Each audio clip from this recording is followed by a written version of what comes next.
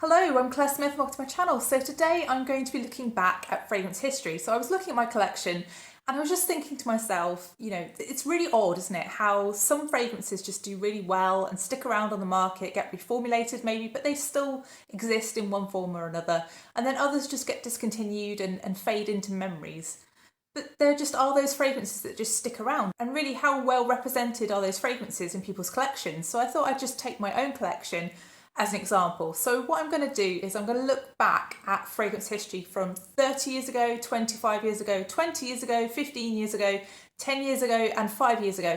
And I'm just going to look at what were the hottest releases those years and then look to see in my collection whether I have any of those releases or what I have from those years in my own collection.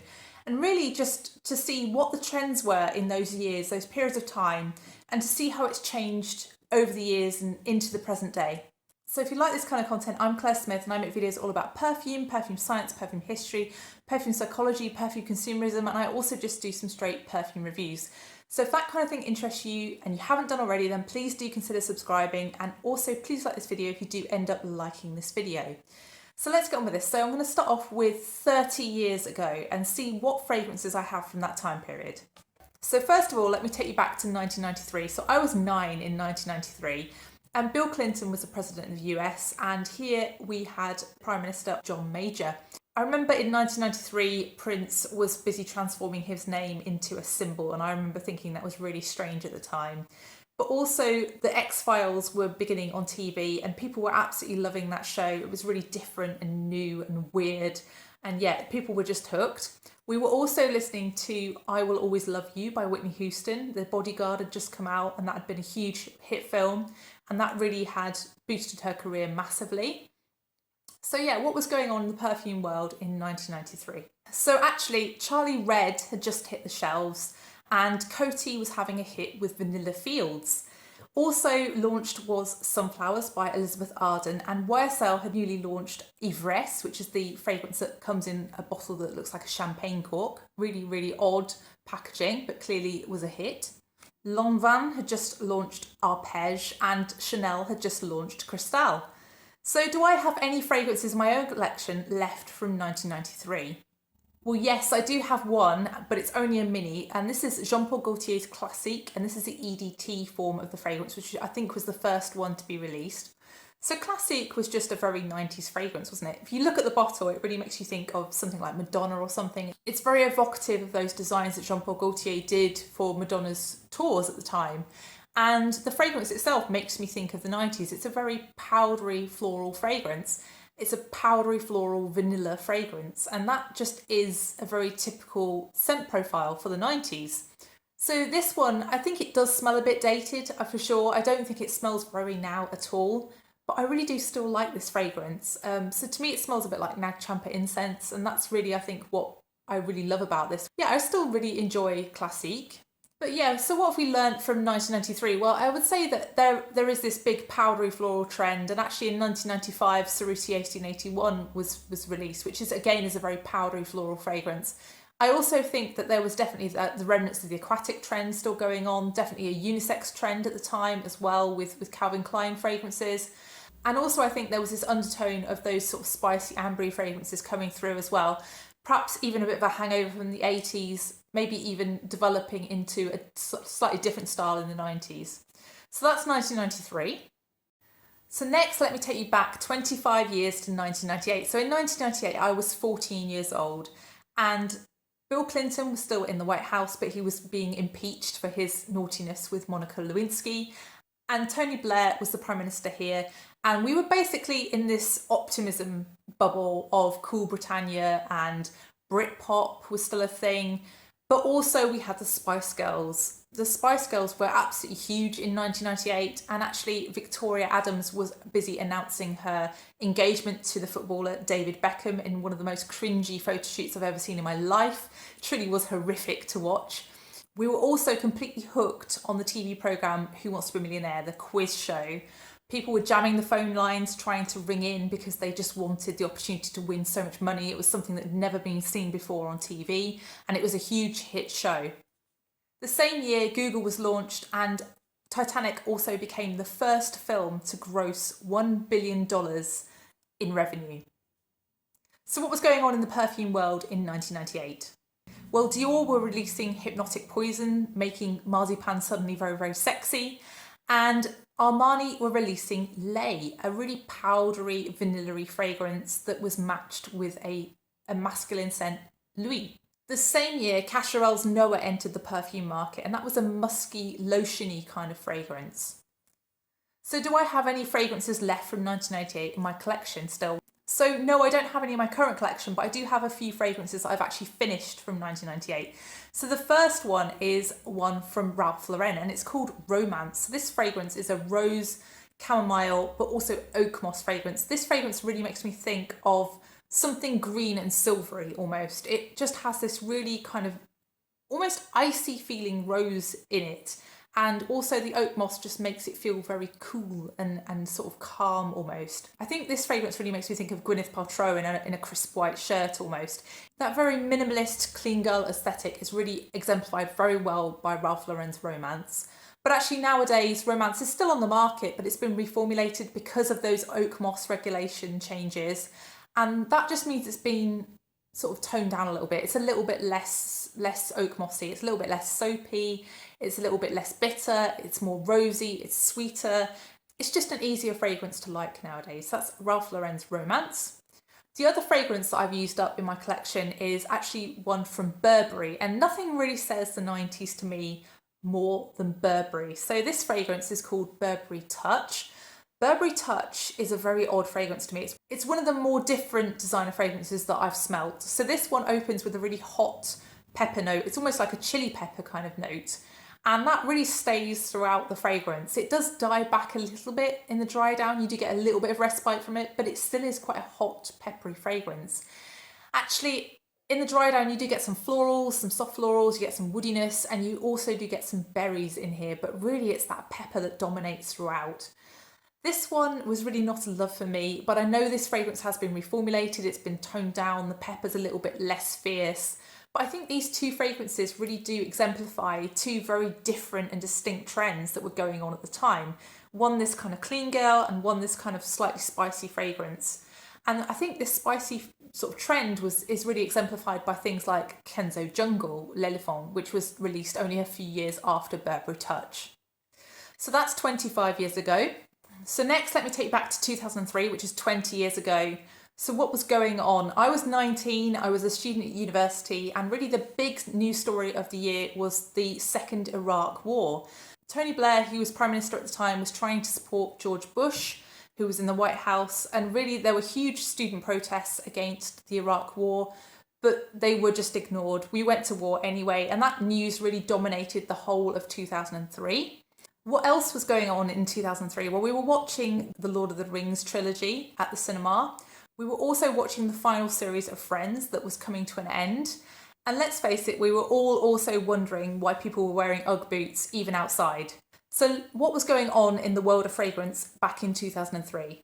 Well, the big news really was the beginning of the Narciso Rodriguez For Her line, with the EDT being released in 2003. We've just had the 20th anniversary release of For Her Forever by that house, but really For Her EDT set the musky tone of that house's DNA for the intervening 20 years. The completely bombastic fragrance, the very in-your-face Pink Sugar by Aquilina, burst onto the perfume scene back in 2003 as well. And Burberry brought us Burberry Brit, which is that sort of lime, cakey, vanilla, almondy fragrance that so many people still love today. Also still on the scene from 2003 is Amour Amour by Cacharel, which is a floral, fruity, vanilla fragrance, very loud fragrance.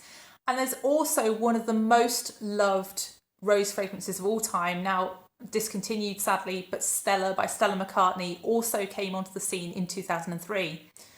And for celebrity fragrance lovers, Still by J.Lo was also released in 2003. So we can see by these releases that fragrances by 2003 were getting sweeter, they were getting fruitier, and there was definitely a trend in more gourmand leading fragrances. There was also a huge pickup in the number of celebrity releases that were happening in the fragrance world, with loads of different celebrities presenting their brands or beginning to present their brands by that point. J.Lo was definitely one of the first. So when I think back to 2003, I just think about how hot that summer was. I was working in a kitchen that summer and I remember just being rushed off my feet and just being permanently a big sweat ball. I just remember just being so hot that summer. And really the only fragrance in my collection from 2003 is a very appropriate fragrance actually. It's Verveine by L'Occitane. I don't have the bottle with me currently because I've decanted it into a spray bottle, because I've just got a dabber bottle. But Verveine is a fragrance that is a green lemon verbena kind of fragrance. It's very uplifting, very zingy, and it's really refreshing for the summer actually. I don't think Verveine smells dated. I think Verveine actually smells like it could have been released later on. And I don't think it really fully exemplifies the trends that were going on in fragrance at the time.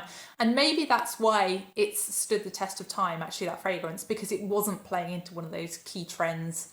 So yeah, that's the only fragrance in my collection at the moment from 2003, Verveine by L'Occitane. So next let's go to 2008. So I was 24 in 2008 and I was living in a tiny flat and working as a science technician at a university.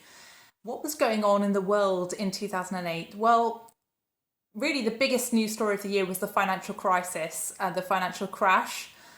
And that was really huge. That was something that we never thought that we would see in the same generation. But really, 2020 just made that sort of pale into insignificance, really, didn't it? So yeah, 2008 was all about the financial crash and the repercussions of that. But what else was going on? Well, we were watching Breaking Bad on TV and watching Walt's Adventures with Jesse. And we were also really into Twilight. So Twilight books had just come out and we were all crushing on teenage vampires. Also, Barack Obama by the end of 2008 was making history as the new president of the USA. So what was going on in Perfume in 2008?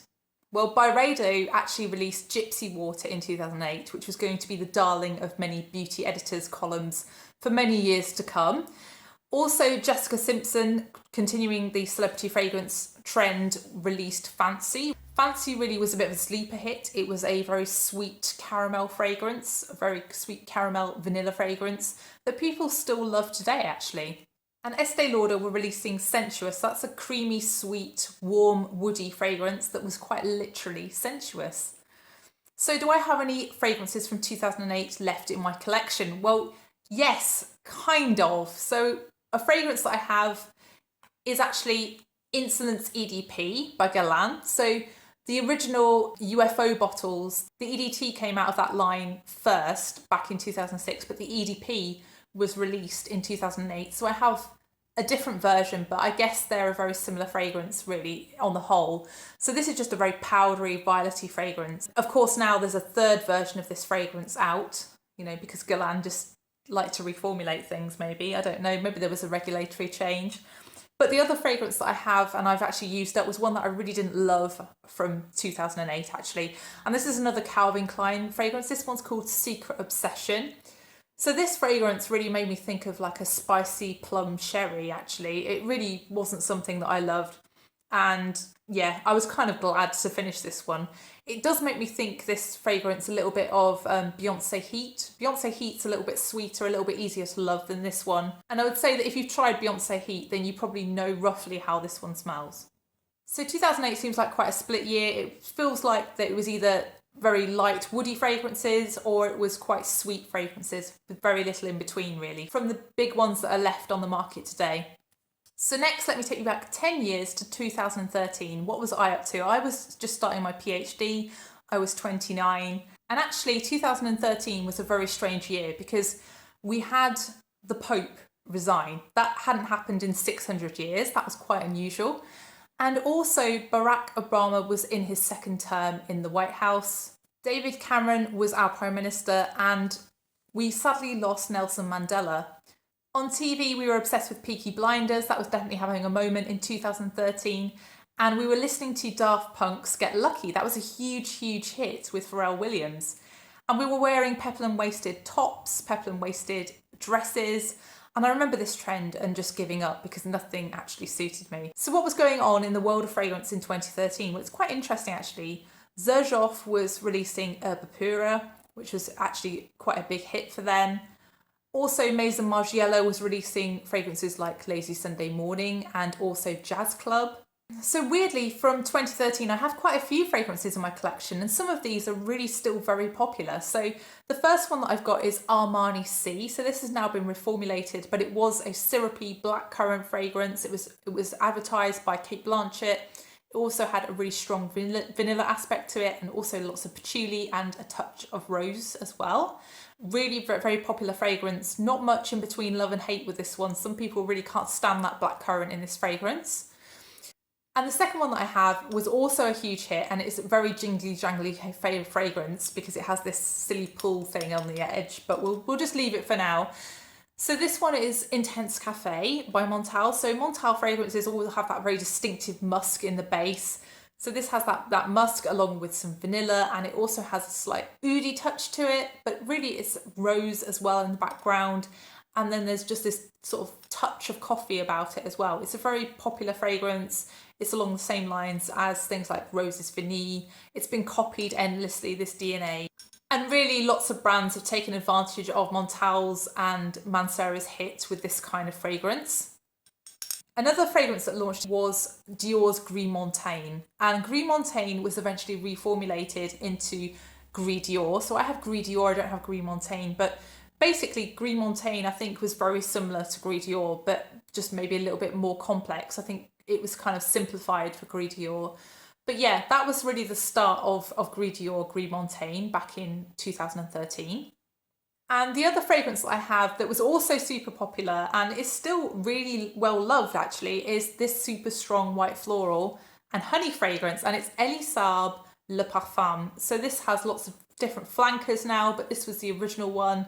And again, I think this one is definitely very much a love or hate. It's a very, very strong fragrance. Le Parfum by Elie Saab. So overall, 2013 seems like it's a year of very punchy, very strong fragrances that were really huge hits. So next, let's go back to only 5 years ago, and that's 2018. So I was 34 back in 2018. And really, in the White House, we had Donald Trump, and as our Prime Minister, we had Theresa May. Also on TV, we were watching Bodyguard. Bodyguard was the huge hit of 2018. Richard Madden, Keely Hawes, everyone was totally obsessed with this huge thriller that was just taking over and made Richard Madden an even bigger star than he'd already been. And music-wise, we were listening to Ed Sheeran and also to George Ezra. So what was happening in the world of fragrance in 2018? So the most hotly anticipated fragrance release of the year was a new fragrance, completely new line from Dior, and that was Joy. But actually Joy was a huge disappointment and really underwhelmed a lot of people. So that one sort of fizzled out quite quickly, really. And I don't really feel like the Joy line has ever really recovered from that initial launch. There was just huge disappointment with Joy.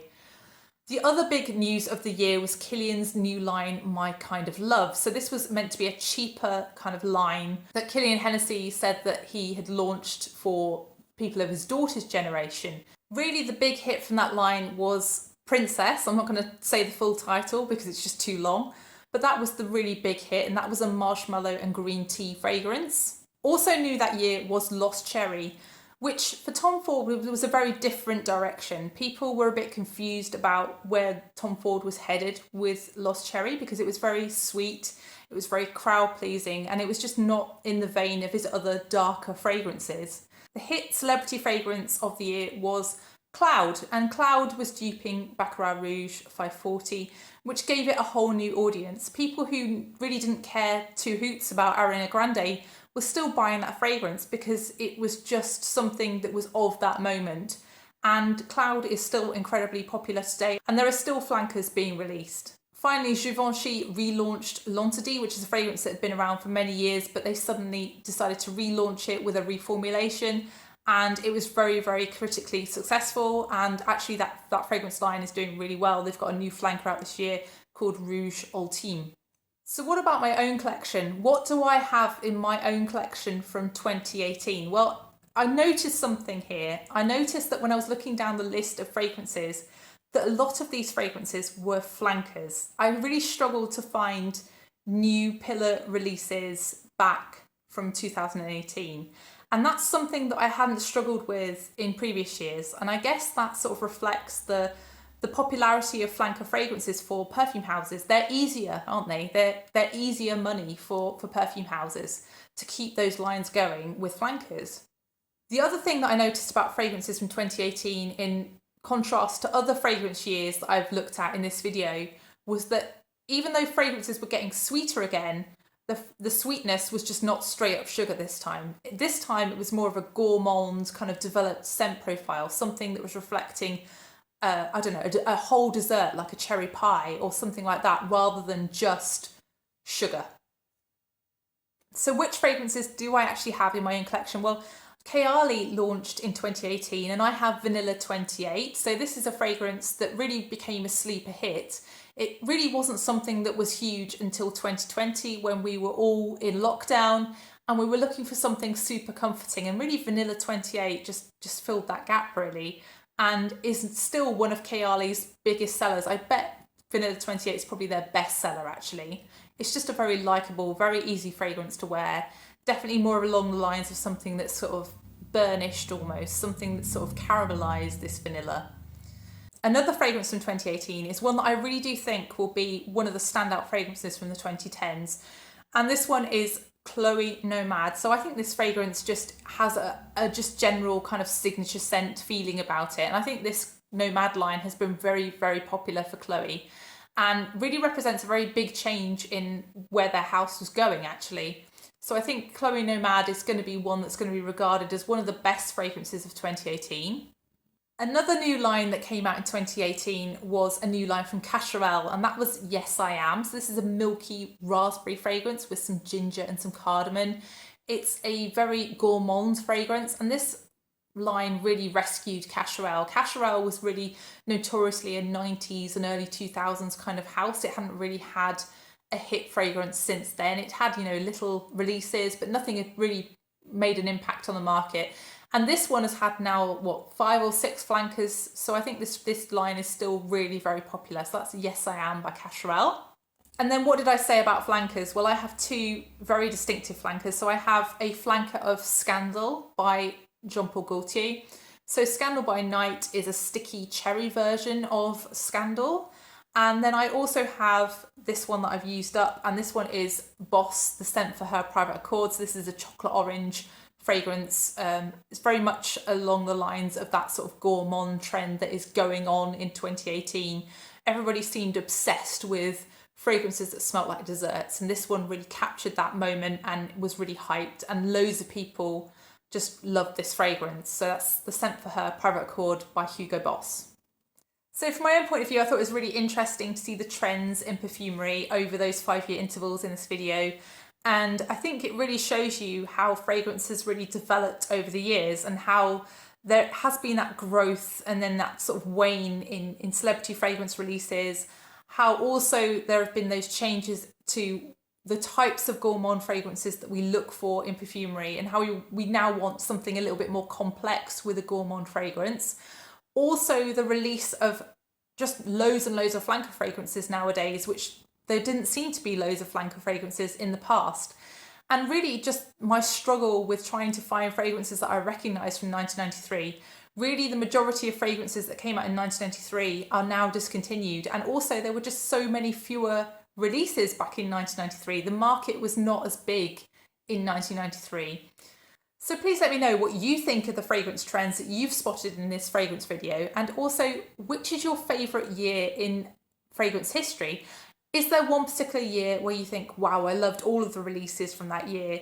Or is there one particular style of fragrance that you just truly love and you want the market to swing back to? I'd be really interested to know your views on how the tastes in fragrance have changed over the years. And also, if you haven't already, then please do consider subscribing, and also please like this video if you have enjoyed this video, and I will see you in the next one. Bye.